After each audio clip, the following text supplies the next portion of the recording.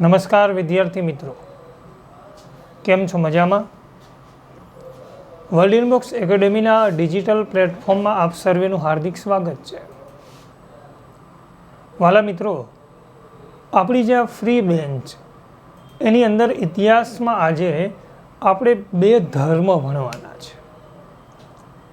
એમાં એક છે એનું નામ છે જૈન ધર્મ અને એકનું નામ છે બૌદ્ધ ધર્મ.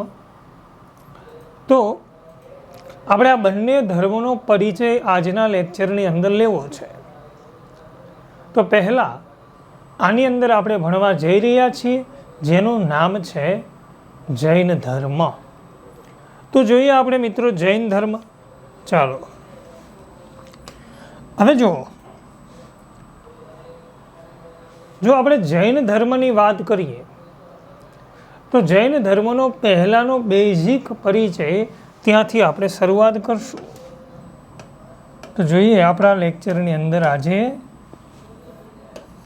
જૈન ધર્મ.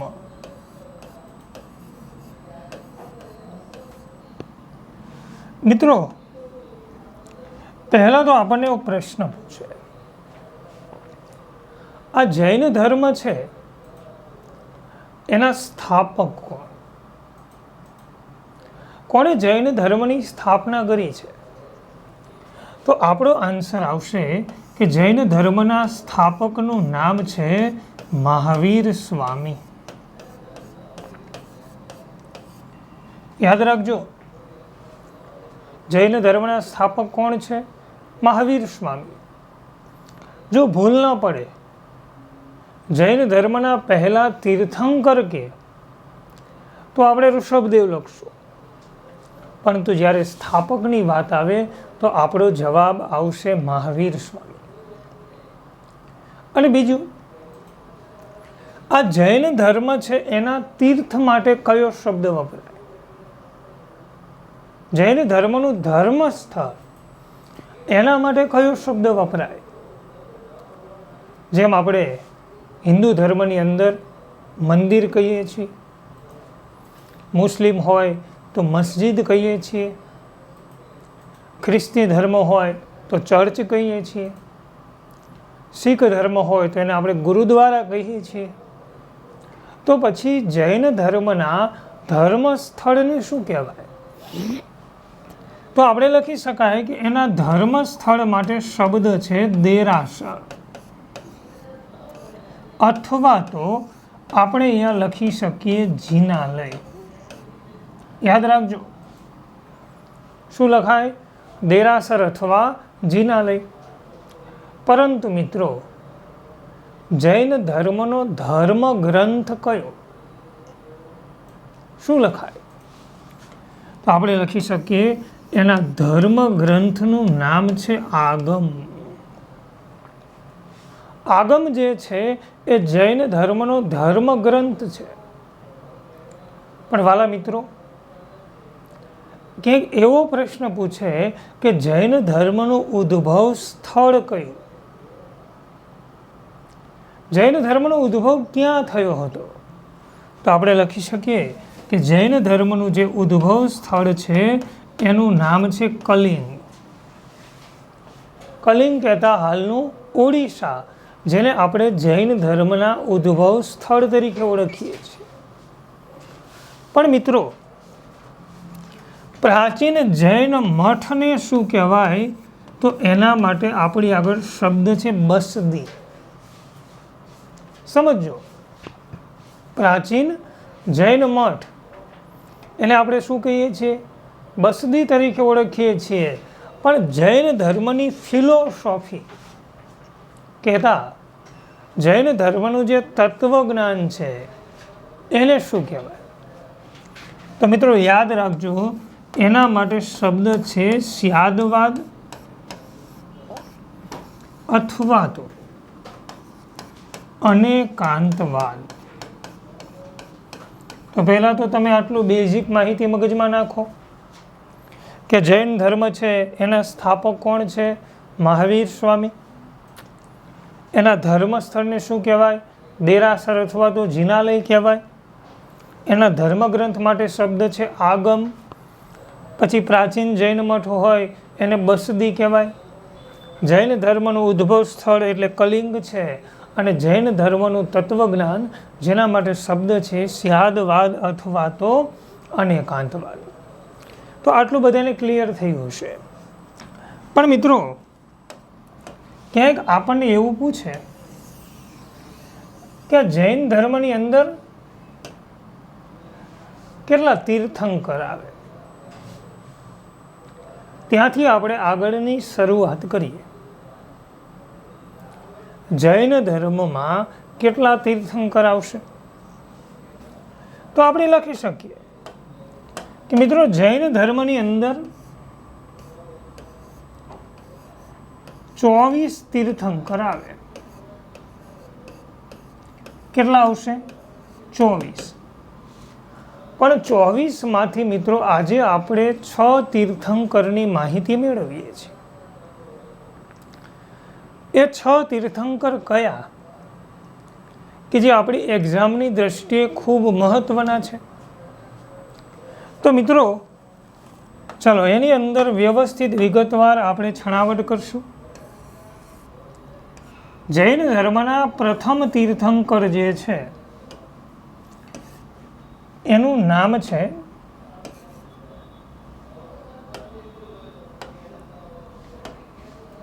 ઋષભદેવ. શું નામ આવશે? ઋષભદેવ. પણ કોણ કહેશે? આ ઋષભદેવનું હજુ એક નામ છે. એને તમે કયા નામથી ઓળખો છો? તો કે આ ઋષભદેવ માટે શબ્દ આવશે જેને આપણે બધા કહીએ છીએ આદિનાથ. શું બોલાય? આદિનાથ કો ઋષભદેવ કો બે એક જ છે. પણ તમે બધા જાણો છો 24 તીર્થંકર એના માટે એક એક ચિહ્ન છે, એક એક પ્રતીક છે. તો મિત્રો પ્રશ્ન પૂછાય કે આ ઋષભદેવનું પ્રતીક કયું? તો આપણો જવાબ આવશે સાંઢ. શું આવશે? સાંઢ. સાંઢ કહેતા બળદ. મિત્રો આ સાંઢ જે છે એને આપણે ઋષભદેવનું ચિહ્ન તરીકે, અને આમ તો જો ઋષભ નામનો અર્થ જ સાંઢ થાય છે. પણ મિત્રો આપણી પરીક્ષામાં પૂછે કે ગુજરાતની અંદર ઋષભદેવનું મુખ્ય સ્થાનક ક્યાં? તો આપણે લખી શકાય કે એનું મુખ્ય સ્થાનક જે છે એ પાલીતાણામાં આવશે. ભાવનગર જિલ્લો, એમાં આવેલો એક ડુંગર જેને આપણે શેત્રુંજય કહીએ છીએ, અને શેત્રુંજય પર્વત ઉપર આ ઋષભદેવનું સ્થાનક આવેલું છે. ચલો આગળ વધીએ. હવે જૈન ધર્મના બીજા તીર્થંકર. તો આપણે લખાય કે જૈન ધર્મના બીજા તીર્થંકર છે એનું નામ છે અજીતનાથ. પણ મિત્રો અજીતનાથનું ચિહ્ન કયું? તો કે એમનું ચિહ્ન હાથી આવે. શું આવશે? હાથી. પરંતુ મિત્રો આ અજીતનાથનું ગુજરાતમાં મુખ્ય દેરાસર ક્યાં? તો આપણે લખી શકાય કે આમનું જે મુખ્ય દેરાસર જે છે એ તારંગામાં આવશે, મહેસાણા જિલ્લો. અને તમે બધા જાણો છો આમ તો તારંગા જે છે એ જૈન ધર્મ અને બૌદ્ધ ધર્મ આ બંનેનું કેન્દ્ર છે. તો એવા જ તારંગા ડુંગર ઉપર આ અજીતનાથની મૂર્તિની પ્રતિષ્ઠા કરવામાં આવેલી છે. ચાલો હવે એના પછી આગળ વધીએ. જૈન ધર્મના 19મા તીર્થંકરનું નામ આપો. જૈન ધર્મના કેટલામાં તીર્થંકર? 19મા. અને મિત્રો આપણે એવું લખી શકાય કે 19મા જે તીર્થંકર છે એમનું નામ છે મલ્લીનાથ. પણ મલ્લીનાથ જે છે એનું ચિહ્ન કયું? તો આપણે લખી શકાય કે એમનું ચિહ્ન છે કળશ, કહેતા ઘોડો. પરંતુ મિત્રો ગુજરાતમાં મલ્લીનાથનું મુખ્ય દેરાસર ક્યાં, કઈ જગ્યાએ મલ્લીનાથનું દેરાસર છે? તો આપણો જવાબ આવશે ભોંયણી. અમદાવાદ જિલ્લામાં આવેલું ભોંયણી છે ને, એ મિત્રો મલ્લીનાથનું મુખ્ય સ્થાનક છે. પણ મિત્રો એના પછી આગળ વધીએ તો જોઈએ જૈન ધર્મના 22મા તીર્થંકર, અને એનું નામ છે નેમિનાથ. અને મિત્રો નેમિનાથ જે છે એનું મૂળ નામ છે અરિષ્ટ નેમિ. સમજો કેટલામાં તીર્થંકર કીધા? 22માં. શું નામ કીધું? નેમિનાથ. નેમિનાથનું મૂળ નામ શું છે? અરિષ્ટ નેમિ છે. પણ મિત્રો ક્યાંક આપણને પૂછે કે આ નેમિનાથ છે એ કોના સમકાલીન હતા? ખાસ સમજો, નેમિનાથ છે ને ભગવાન શ્રી કૃષ્ણના સમકાલીન હતા. કોના? ભગવાન શ્રી કૃષ્ણના પિતરાય ભાઈ હતા. કોણ? નેમિનાથ. અને જો નેમિનાથનું ચિહ્ન પૂછે તો મિત્રો આપણો જવાબ આવશે શંખ. પણ ગુજરાતની અંદર નેમિનાથનું મુખ્ય દેરાસર ક્યાં? તો આપણે લખી શકાય ગુજરાતની અંદર નેમિનાથનું મુખ્ય દેરાસર આવશે ગિરનાર ઉપર આવશે. ક્યાં આવશે? ગિરનાર. એના ઉપર નેમિનાથનું સરસ મજાનું દેરાસર આવેલું છે. હવે પ્રશ્ન પૂછાય જૈન ધર્મના 23મા તીર્થંકર. તો આપણે લખી શકાય કે 23મા તીર્થંકરનું નામ છે પાર્શ્વનાથ. પણ પાર્શ્વનાથનું પ્રતીક કયું? શું લખાય? તો મિત્રો આપણે લખી શકીએ કે પાર્શ્વનાથ જે છે એનું ચિહ્ન છે સાપ, કહેતા ભુજંગ. પણ કોણ કહેશે? ગુજરાતમાં પાર્શ્વનાથનું મુખ્ય દેરાસર ક્યાં આવશે? તો આપણો જવાબ આવશે શંખેશ્વર. પાટણ જિલ્લો અને શંખેશ્વરમાં પાર્શ્વનાથનું બહુ વિશાળ દેરાસર ત્યાં આવેલું છે. હવે મિત્રો આગળ વધતા જઈએ અને જોઈએ 24મા તીર્થંકર. અને મિત્રો જે 24મા તીર્થંકર છે એનું જો આપણે નામ લખવું હોય તો આપણે લખી શકાય મહાવીર સ્વામી, જેને તમે જૈન ધર્મના સ્થાપક કહો છો, મહાવીર સ્વામી. પરંતુ મિત્રો મહાવીર સ્વામીનું ચિહ્ન કયું? તો આપણે લખાય સિંહ આવશે. કયું? સિંહ. પણ મિત્રો ગુજરાતની અંદર મહાવીર સ્વામીનું મુખ્ય દેરાસર કયું? તો આપણે લખી શકાય કે એમનું મુખ્ય દેરાસર આપણે મહુડી લખશું. ગાંધીનગર જિલ્લો, કે ત્યાં સરસ મજાનું મહાવીર સ્વામીનું દેરાસર આપણને મળેલું છે સાબરમતી નદીના કિનારા ઉપર. તો વાલા મિત્રો તમને તમારા મગજની અંદર આ 24 તીર્થંકર છે મગજમાં હોવા જોઈએ. પ્રથમ તીર્થંકર કોણ છે? ઋષભદેવ, કહેતા આદિનાથ છે. બીજા તીર્થંકર અજીતનાથ છે. 19મા તીર્થંકર મલ્લીનાથ છે. 22મા તીર્થંકર નેમિનાથ છે. પણ ધ્યાન આપજો 21મા જે તીર્થંકર છે ને એનું નામ છે નામીનાથ. ગયા કોન્સ્ટેબલમાં પ્રશ્ન પૂછાણો હતો પણ ભૂલ ભરેલો હતો, કારણ કે એમાં 21માં નેમિનાથ અને 22માં અરિષ્ટ નેમિ આવું લખ્યું હતું. પણ વાસ્તવમાં મિત્રો એ ભૂલ છે. સમજો એટલા માટે આપણે મગજમાં નાખવાનું 21માં તીર્થંકર નામીનાથ અને 22માં તીર્થંકર નેમિનાથ. 23માં તીર્થંકર પાર્શ્વનાથ આવશે. 24માં તીર્થંકર મહાવીર સ્વામી આવશે. પણ જ્યારે પ્રતીકની વાત આવે તો ઋષભદેવનું શાંડ, અજીતનાથનો હાથી, મલ્લીનાથનો કળશ, નેમિનાથનો શંખ, પાર્શ્વનાથનો સાપ અને મહાવીર સ્વામીનું સિંહ છે. તો આ રીતે મિત્રો આપણા મગજની અંદર આ 24 તીર્થંકરમાંથી 6 તીર્થંકરના નામ કમ્પ્લીટ હોવા જોઈએ. ચાલો હવે થોડા પાછા આગળ વધશું અને હવે આપણે જે ટોપિક ભણવાના છીએ એ ટોપિકનું નામ છે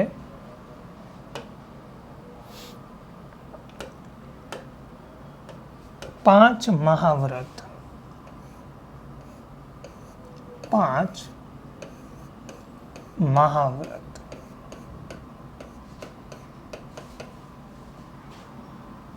જૈન ધર્મની અંદર 5 મહાવ્રત આપેલા છે, જેનું મહત્વ જૈન ધર્મમાં ખૂબ છે. તો મિત્રો એ 5 મહાવ્રત કયા, હવે આપણે એની ચર્ચા કરવાની થાય છે. તો જુઓ, એની અંદર પહેલું જ જે મહાવ્રત છે એનું નામ છે સત્ય. દરેક વ્યક્તિએ સત્યનું આચરણ કરવું જોઈએ, સત્યનું પાલન કરવું જોઈએ, આવું આપણને શીખવે છે. ત્યાર પછી નંબર 2 ઉપર આવશે મહાવ્રતનું નામ છે અહિંસા.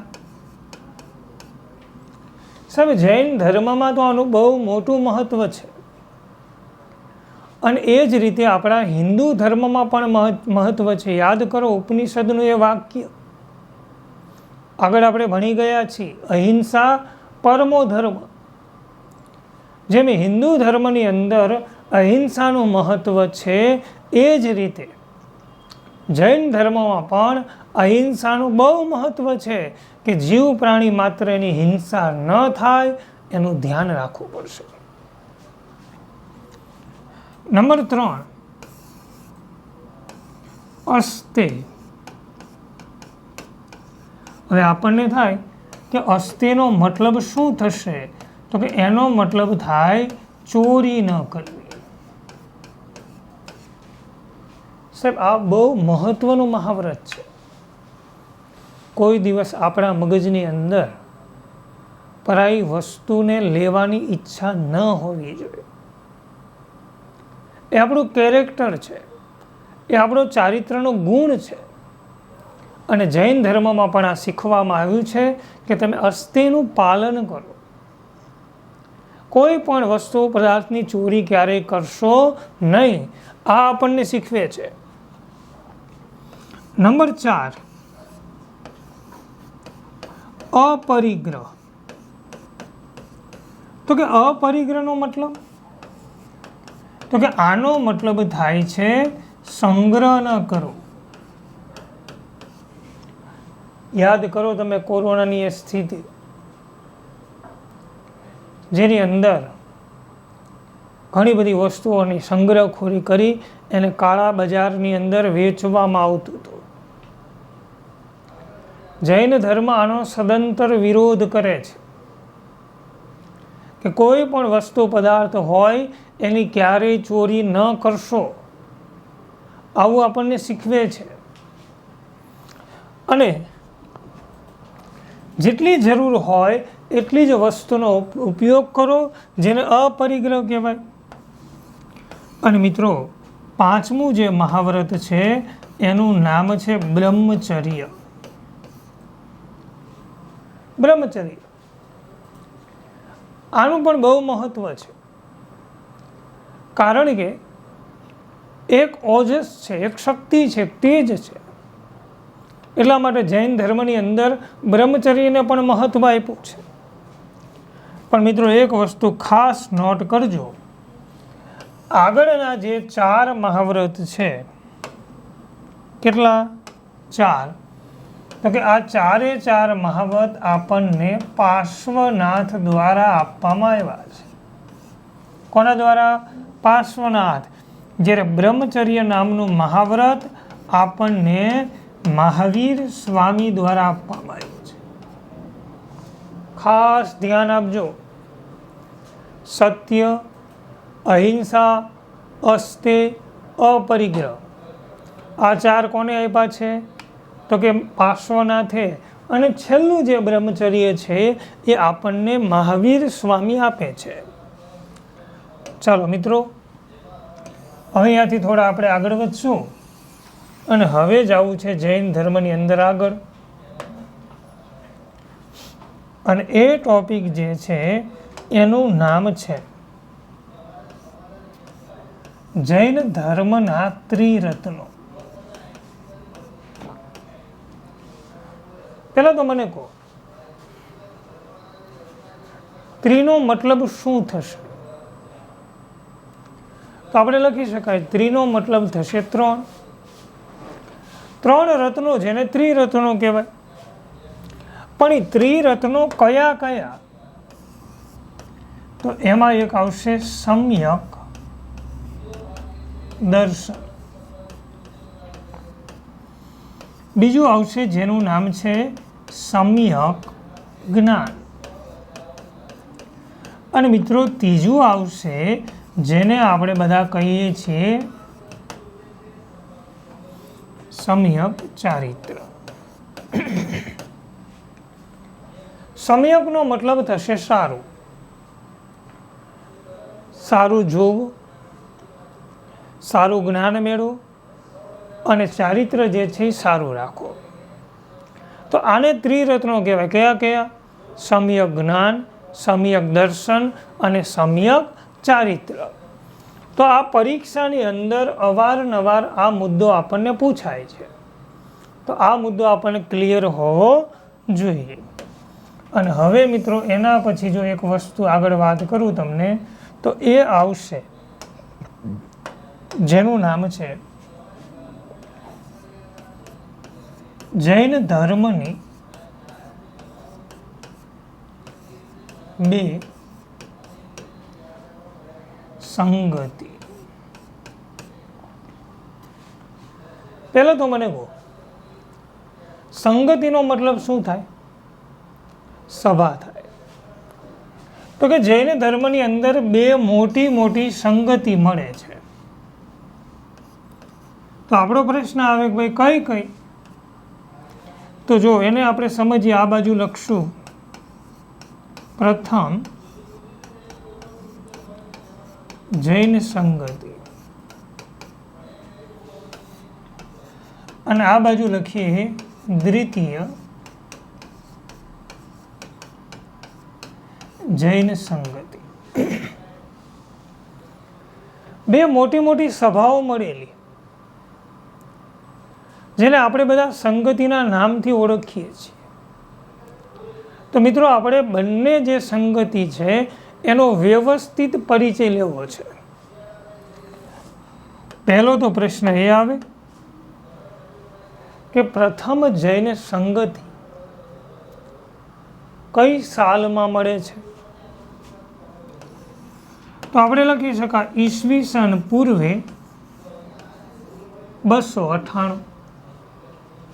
સમજો, પહેલી સંગતિ કઈ સાલમાં મળી હતી? તો કે ઈસવીસન પૂર્વે 298ની સાલમાં. પણ મિત્રો એ વખતે કયા રાજાનું શાસન હતું? તો આપણો આન્સર આવશે ચંદ્રગુપ્ત મૌર્ય. જો મૌર્ય વંશની અંદર ચંદ્રગુપ્ત મૌર્ય નામના એક રાજા થઈ ગયા. પહેલા રાજા, જેને મૌર્ય વંશના સ્થાપક કહેવાય છે. અને એના જ સમયમાં પ્રથમ જૈન સંગતિ પાટલીપુત્રમાં મળે છે, જેને તમે અત્યારે બિહારમાં આવેલું પટના કહો છો. ફરી વખત પહેલી સંગતિ કઈ સાલમાં? ઈસવીસન પૂર્વે 298. કયા રાજાના સમયમાં? ચંદ્રગુપ્ત મૌર્ય. અને કઈ જગ્યાએ મળે છે? તો કે આપણો જવાબ આવશે પાટલીપુત્ર. પણ મિત્રો ક્યાંક ને ક્યાંક એવું પૂછી શકે કે આ સંગતિના અધ્યક્ષ કોણ હતા? તો આપણો જવાબ આવશે સ્થૂલીભદ્ર. સ્થૂલીભદ્ર નામના જૈન સાધુ આ સંગતિની અંદર અધ્યક્ષ બને છે. પણ મિત્રો આ સંગતિમાં શું થયું? તો કે આ સંગતિમાં જૈન ધર્મના બે ફાંટા પડ્યા,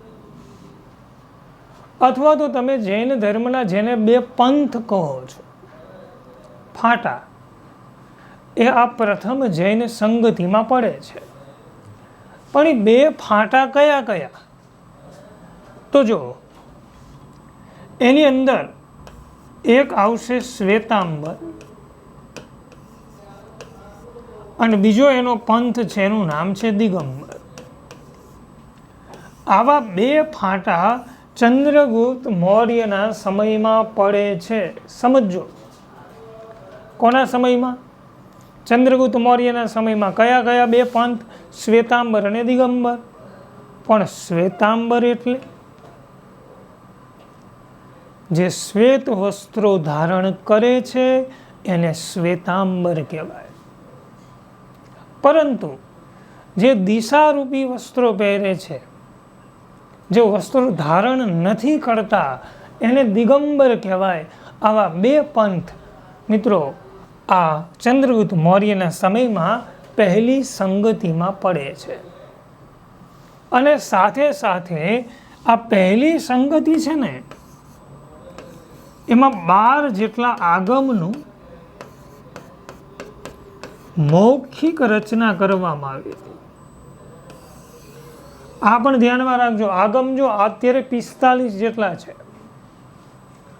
પણ શરૂઆતમાં લેખિત નહોતા, મૌખિક આગમ હતા. અને જ્યારે મૌખિક બન્યા ત્યારે 12 હતા.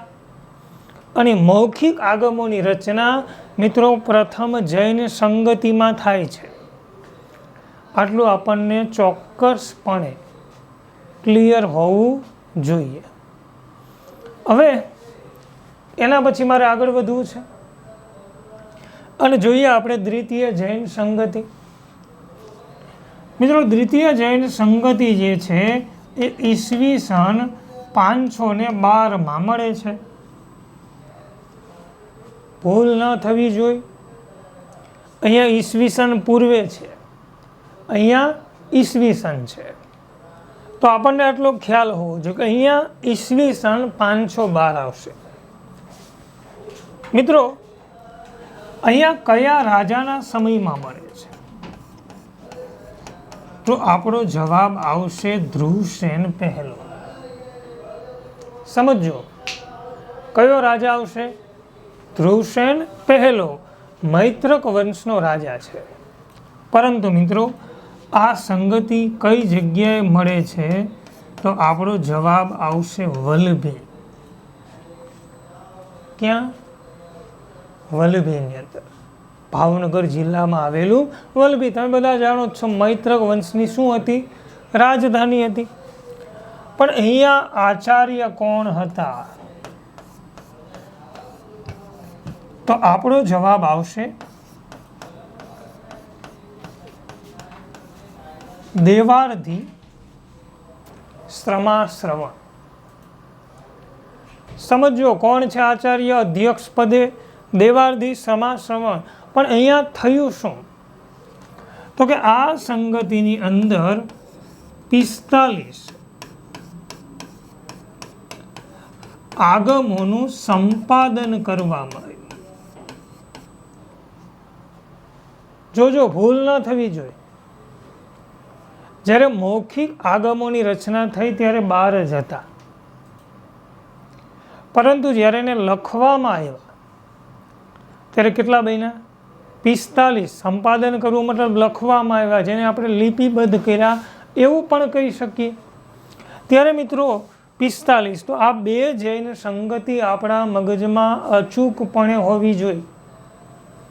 પહેલી સંગતિ ઈસવીસન પૂર્વે 298, બીજી સંગતિ ઈસવીસન 512, પહેલી સંગતિ ચંદ્રગુપ્ત મૌર્યના સમયમાં, બીજી સંગતિ ધ્રુવસેન પહેલાના સમયમાં, પ્રથમ સંગતિ પાટલીપુત્રમાં મળે છે બિહારની અંદર, બીજી સંગતિ ભાવનગર જિલ્લાના વલભીમાં મળે છે, પહેલી સંગતિના આચાર્ય સ્થૂલીભદ્ર હતા, બીજીમાં દેવારધીશ ત્રમાશ્રવણ હતા, પહેલી સંગતિમાં જૈન ધર્મના 2 ફાંટા પડ્યા, શ્વેતાંબર અને દિગંબર, અને બીજીમાં 45 આગમોનું શું કરવામાં આવ્યું? તો આપણો જવાબ આવશે એનું સંપાદન કરવામાં આવે છે. શું કરવામાં આવે છે? સંપાદન. હવે મિત્રો ત્યાંથી થોડા આપણે આગળ જવું છે, પણ સાથે સાથે થોડોક મહાવીર સ્વામીનો મૌખિક પરિચય આપતા જો. મહાવીર સ્વામી, તમે જેને જૈન ધર્મના સ્થાપક કહો છો, આમ તો એમનું મૂળ નામ હતું વર્ધમાન, અને ઈસવીસન પૂર્વે 540 અથવા તો પાઠ્યપુસ્તક મુજબ ઈસવીસન પૂર્વે 599 કુંડગ્રામ વૈશાલી બિહારની અંદર એમનો જન્મ થયો. આવા વિરલ વ્યક્તિત્વને જન્મ આપનાર પિતાનું નામ સિદ્ધાર્થ હતું,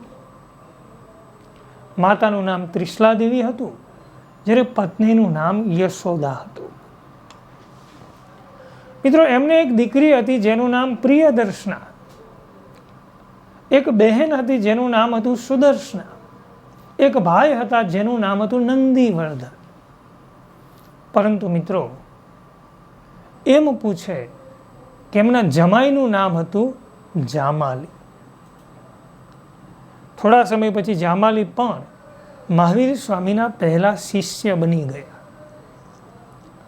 પણ ધીમે ધીમે મહાવીરને વૈરાગ્ય ઉત્પન્ન થયો, સંસારમાંથી ધીમે ધીમે વાસનાઓમાંથી વિમુક્ત થયા, અને મહાવીર સ્વામી એક દિવસ ઘર છોડીને ચાલી નીકળ્યા. 30 વર્ષની યુવા અવસ્થા,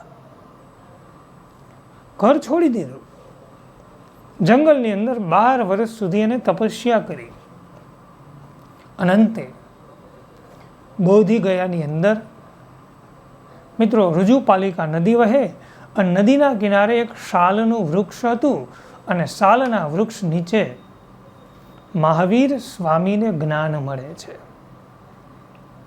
થોડેક આગળ બિહારમાં વિપુલચલની પહાડીઓ આવે. એ વિપુલચલની પહાડીઓની અંદર મહાવીરે પહેલો ઉપદેશ આપ્યો. પણ કઈ ભાષામાં આપ્યો? તો આપણો જવાબ આવશે પ્રાકૃત અથવા અર્ધમાગધી જે ભાષા છે ને, એની અંદર ઉપદેશ આપવામાં આવે છે. અને છેવટે 72 વર્ષની વયે મહાવીર સ્વામી જે તે સમયે પાવાપુરી બિહારની અંદર નિર્વાણને પામે છે. થોડોક પરિચય મહાવીરનો પણ આપણા મગજમાં હોવો જોઈએ. હવે મિત્રો અહીંથી થોડા આગળ વધશું, અને હવે જે આપણે ટોપિક ભણવાના છે ને, એ ટોપિકનું નામ છે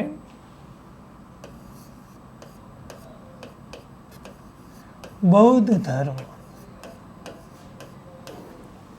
કયો ધર્મ? બૌદ્ધ ધર્મ. પણ મિત્રો ક્યાંક ને ક્યાંક આપણને એવું પૂછી નાખે કે આ બૌદ્ધ ધર્મ જે છે એના સ્થાપકનું નામ આપો.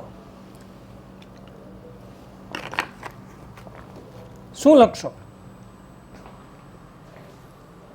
બૌદ્ધ ધર્મના સ્થાપક કોણ? તો આપણે લખી શકાય, બૌદ્ધ ધર્મના સ્થાપક જે છે એમનું નામ છે ગૌતમ બુદ્ધ.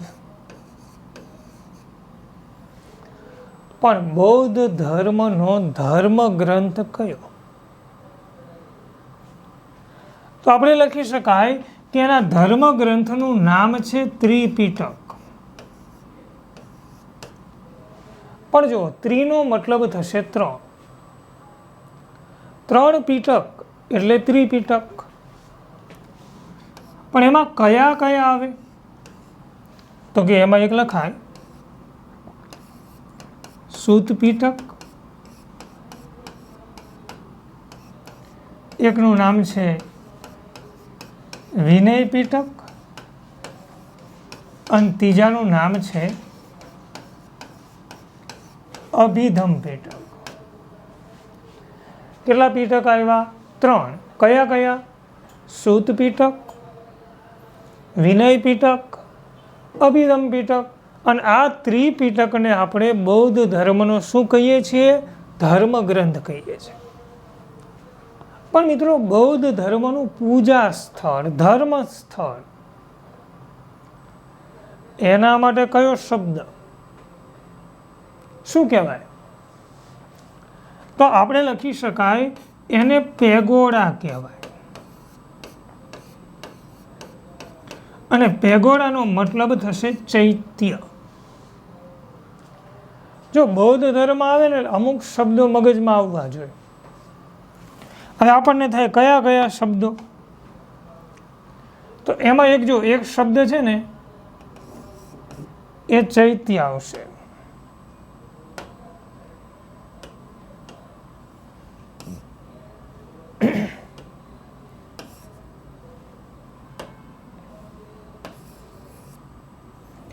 સમજો મિત્રો આને વ્યવસ્થિત. એક પેગોડા કહેતા ચૈત્ય. બીજો શબ્દ આવશે વિહાર. અને મિત્રો, આવો ને આવો એક શબ્દ આવે સ્તૂપ. ત્રણેયનો ભેદ સમજો. એનું જે પૂજા સ્થળ હોય એને ચૈત્ય કહેવાય, પેગોડા કહેવાય. જ્યાં બૌદ્ધ સાધુઓ રહેતા હોય, જેને ભિક્ષુ અને ભિક્ષુણી કહીએ છીએ, સાધુઓને રહેવાની જે જગ્યા છે એને મિત્રો વિહાર કહેવાય. તો તમે કહેશો સ્તૂપ એટલે? બુદ્ધના અવશેષ એક ડબ્બીમાં રાખવામાં આવે, એના ઉપર આખું ગોળાકાર બાંધકામ કરવામાં આવે, અને એવું જે બાંધકામ હોય એને સ્તૂપ કહેવાય. તો કોમેન્ટની અંદર તમારે મને 2 પ્રશ્નોના જવાબ આપવાના છે. નંબર 1, કયા પુસ્તકને બૌદ્ધ ધર્મની ગીતા કહેવાય? ફરી વખત રિપીટ કરું. કયા પુસ્તકને બૌદ્ધ ધર્મની ગીતા કહેવાય?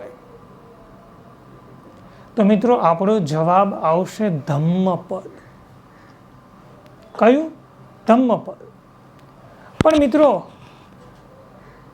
આવો એક પ્રશ્ન કોમેન્ટમાં જવાબ આપો.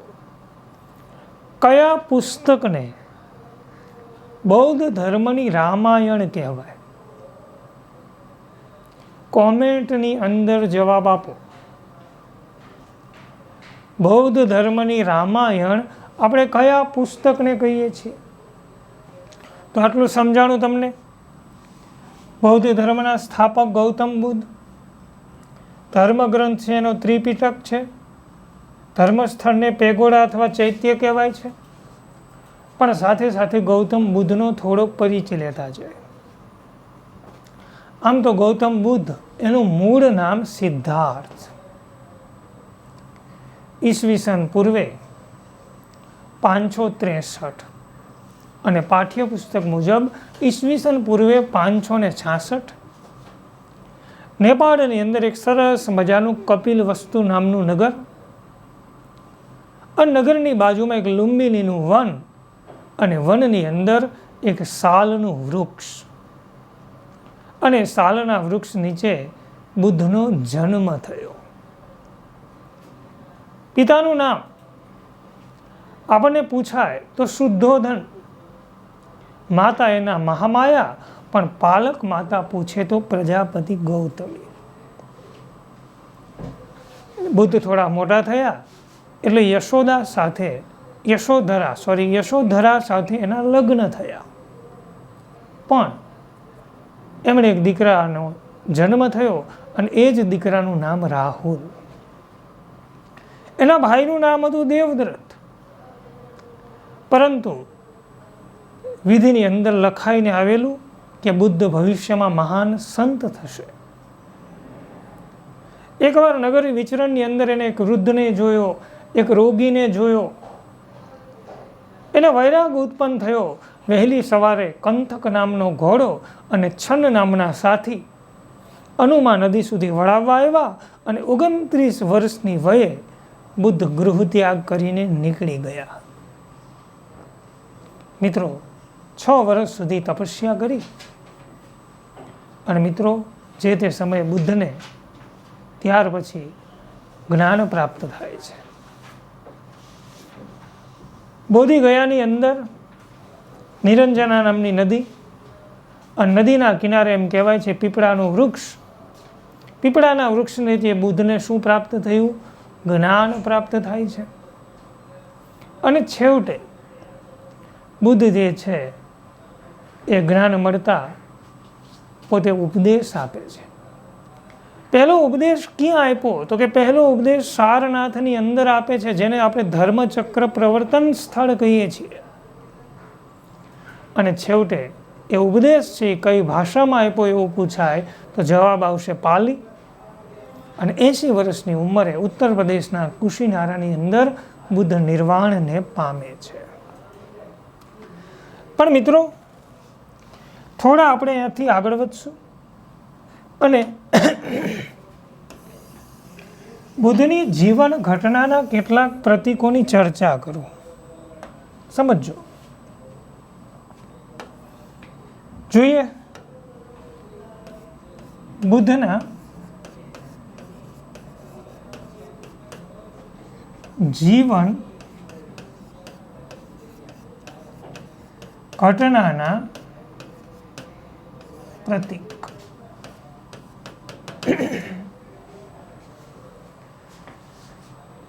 બુદ્ધના જીવનની અંદર જે કાંઈ ઘટનાઓ ઘટીને એ મોટી ઘટના માટે એક પ્રતીક છે, એક ચિહ્ન છે. તો પહેલાં તો એ ઘટનાઓ આપણે લખી લઈ કઈ કઈ ઘટના, અને પછી એના પ્રતીકો જોઈશું. જીવનની પહેલી જ ઘટના એટલે ગર્ભાધાન, એટલે કે માતાના ગર્ભની અંદર પ્રવેશ કરવો, એ ઘટના. બીજી ઘટના જન્મ. ત્રીજી ઘટના યૌવન.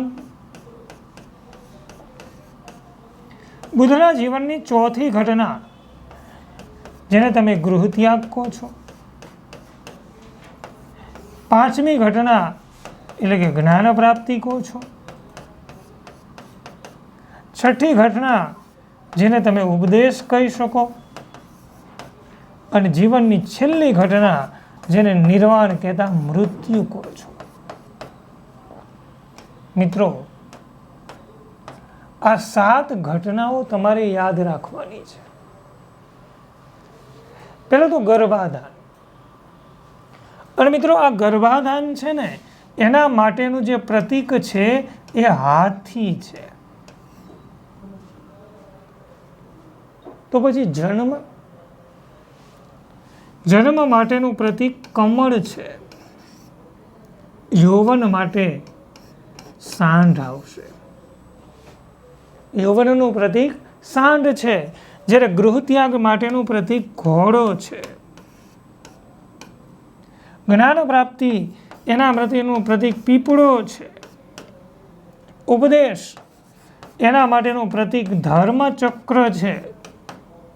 જ્યારે નિર્વાણ એના માટેનું પ્રતીક સ્તૂપ છે. આ તમારે 7 પ્રતીકો યાદ રાખવાના. ગર્ભાધાન માટે હાથી, જન્મ માટે કમળ, યૌવન માટે સાંઢ, ગૃહ ત્યાગ માટે ઘોડો, જ્ઞાન પ્રાપ્તિ માટે પીપળો, પ્રથમ ઉપદેશ માટે ધર્મચક્ર અને નિર્વાણ માટે સ્તૂપ. બાળકની જે આજે ગૃહ ત્યાગથી તો તમને યાદ રહી જશે, કારણ કે એ બધું ક્યાંક ને ક્યાંક સંકળાયેલું. તમારે આ 3 જ ગોખવાના છે. બાકી તો એની જીવન ઘટનાના ચિહ્નો જે છે યાદ રહી જશે. હવે મિત્રો, આના પછી થોડા આપણે બૌદ્ધ ધર્મની અંદર આગળ વધીએ અને હવે જે ભણવાના છીએ એ ટોપિકનું નામ છે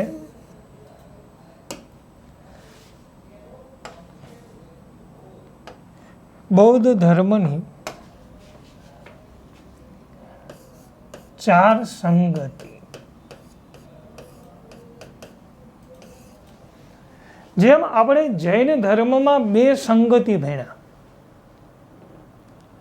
એ જ રીતે બૌદ્ધ ધર્મમાં કેટલી આવશે?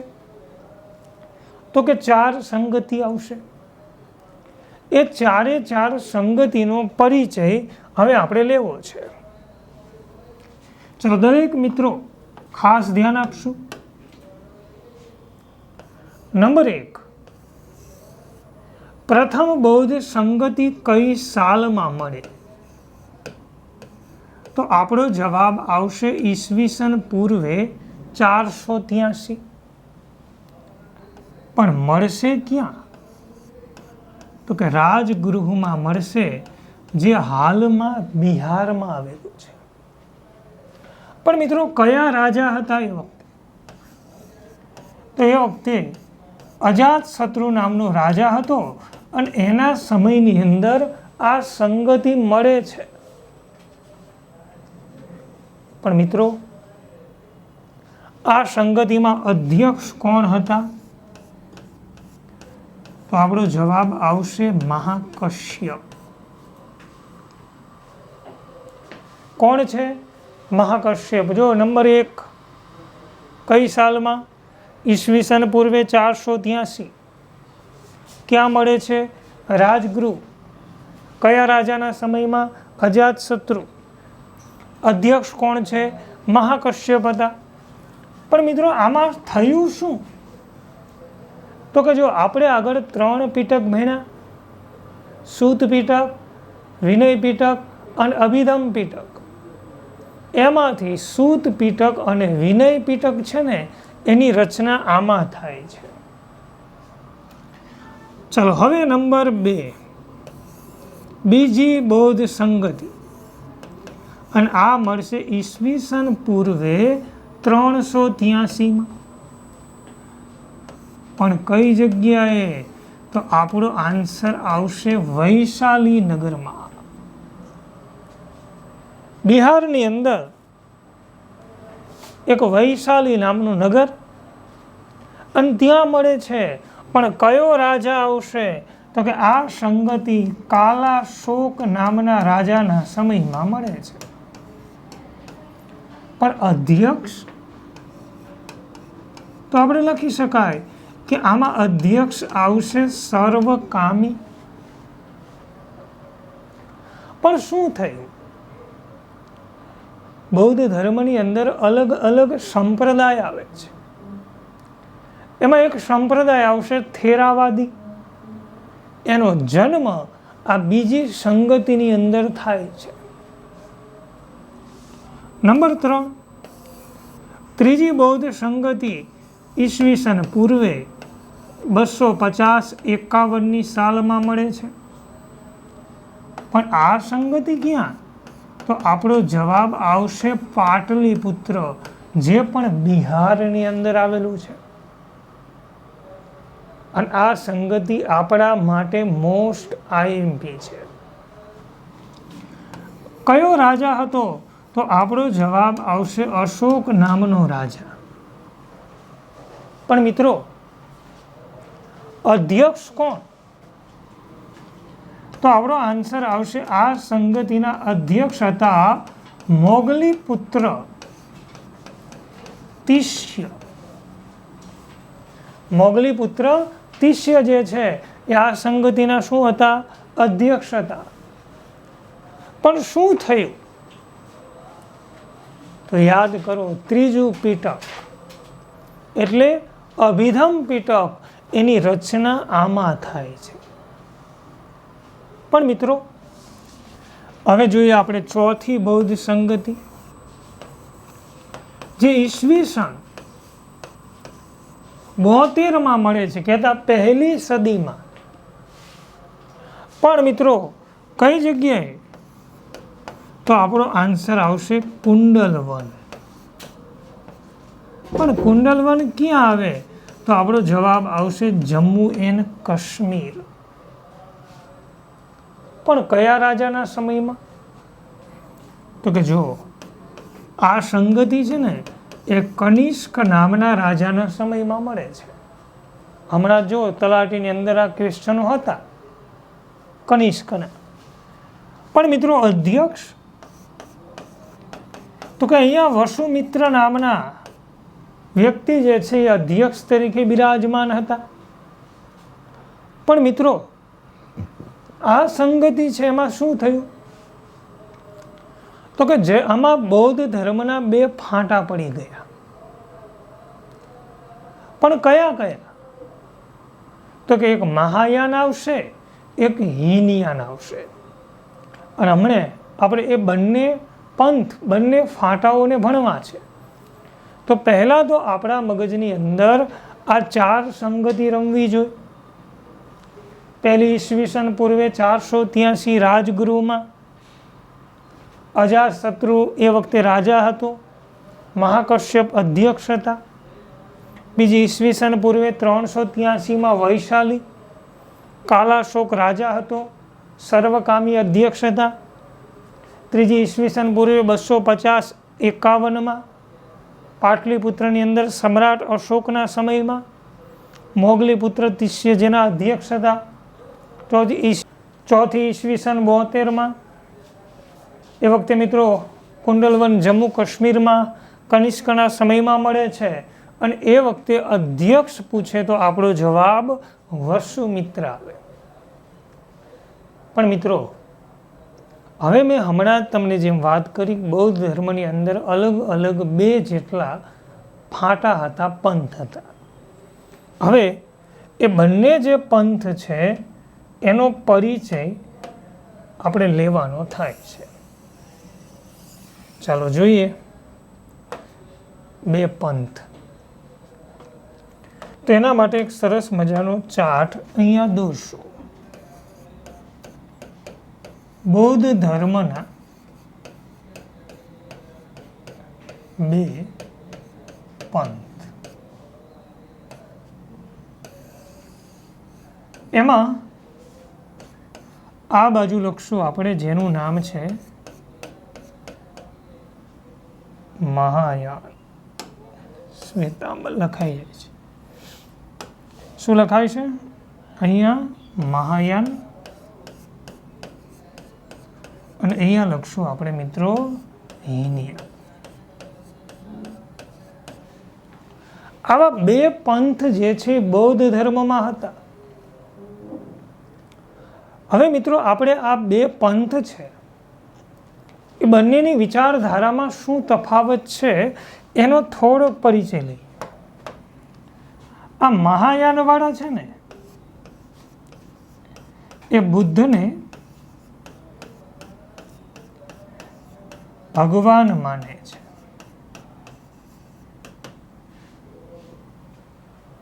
આ લોકો એવું કહે છે કે બુદ્ધ છે ને ભગવાન છે. જ્યારે હીનયાન વાળા લોકો છે ને બુદ્ધને